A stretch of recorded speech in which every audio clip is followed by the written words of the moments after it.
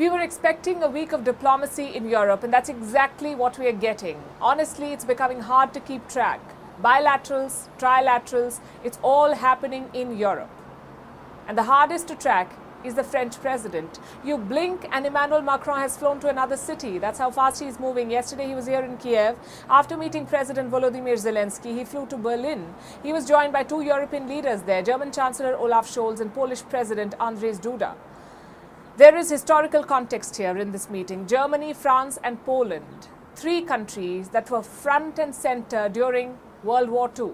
They suffered massive casualties, remember. So this time around, their plea is quite simple. Anything but war, that's what they're saying.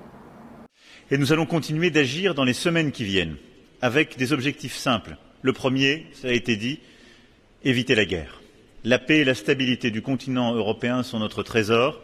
Et nous considérons que notre devoir est de tout faire pour le préserver. Unser Austausch zu diesem Zeitpunkt wird daher ganz besonders gewinnbringend sein, denn uns alle eint ein Ziel, den Frieden in Europa zu erhalten, durch Diplomatie und durch klare Botschaften und die gemeinsame Bereitschaft, einig zu handeln. Musimy znaleźć takie rozwiązanie, żeby uniknąć wojny. To jest, tak jak powiedziałem, nasze w tej chwili podstawowe zadanie. Wierzę, że tego dokonamy. W moim przekonaniu dzisiaj najważniejsza jest jedność i solidarność. All the focus was on this trilateral, as expected, since Europe's big two were taking part in this meeting, but diplomacy was happening elsewhere too. In the Serbian capital, an interesting meeting took place. The prime ministers of Bulgaria and Serbia held talks there. What was interesting about it? You see, Serbia has traditionally been a Russian ally. Bulgaria, on the other hand, is a NATO member.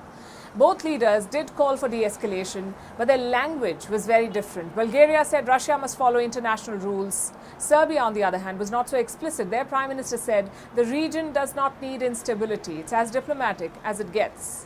The third meeting also happened in Europe, but not inside the European Union. It happened in London. British Prime Minister Boris Johnson welcomed his counterpart from Lithuania. Again, there is historical context there. In 1990, Lithuania declared its independence from the Soviet Union. Today, they're taking on China.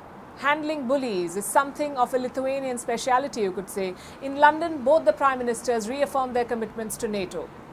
And it's very good to know that, you know, we have a very strong partner and friend in allies, that we are together like NATO and others, and I think it's extremely good what you are doing on Ukraine.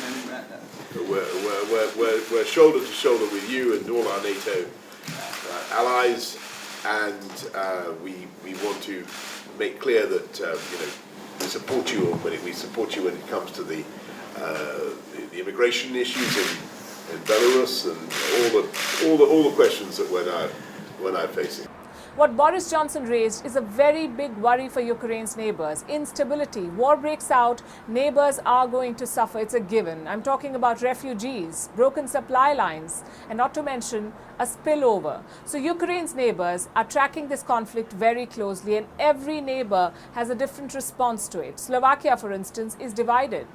Their parliament is debating a new defense treaty with the United States. Some lawmakers unfurled the Ukrainian flag inside the parliament. Here's what happened next.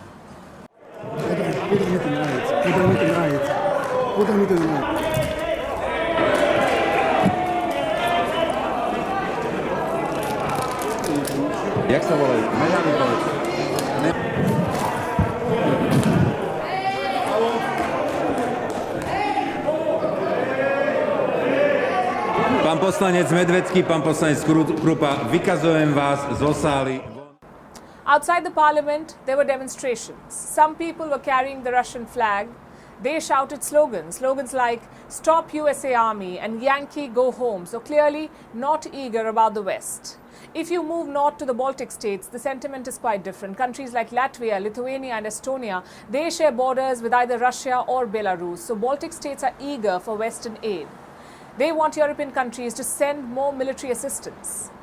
We would be willing to see also such kind of eagerness from other NATO allies in Europe.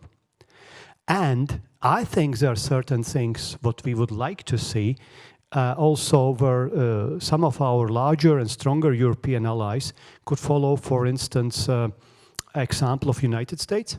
because you know that United States are giving quite large military assistance. So European capitals are buzzing with diplomacy. The question is, can there be concrete results? There is one high-stakes meeting scheduled for Thursday in Berlin, the Normandy talks.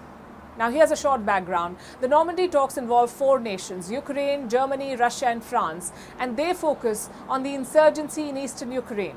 The government in Kiev versus the Russia-backed separatists, that's the focus. President Zelensky is open to reviving these talks. But he has 3 red lines. Number 1, no compromise on Ukraine's territorial integrity. Number 2, no direct talks with the separatists. And number 3, no interference in Ukraine's foreign policy. It's only fair. If the Normandy talks succeed, it would be a big win. But getting there is not going to be easy, especially looking at these pictures. Those are Russian warships, you see, crossing the Bosporus. Their final destination is the Black Sea. These ships will firm up Russia's southern flank near Crimea. In the north, the S-400 missiles are well in position. They have been deployed near the Belarus-Ukraine border. The soldiers and weapons are ready for the grand military drill. NATO believes these drills could be an excuse for Russia, that Moscow will use these drills to invade Ukraine. So how is the NATO responding? With drills of their own.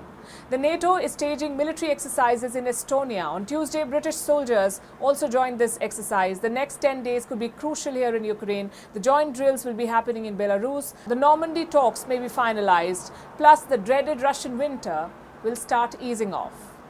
WION is now available in your country. Download the app now and get all the news on the move.